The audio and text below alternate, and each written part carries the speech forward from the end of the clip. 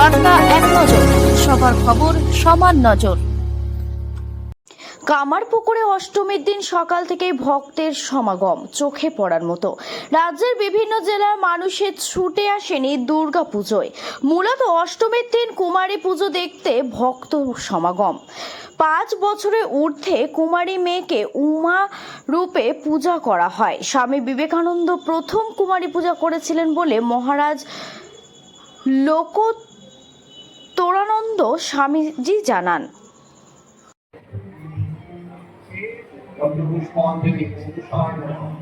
ओम पुष्पोषि नमस्तभ्यं गजानन नियम सदा लोकानां सर्वरक्षार्थं विभ्रम पार्वती करे घंटा।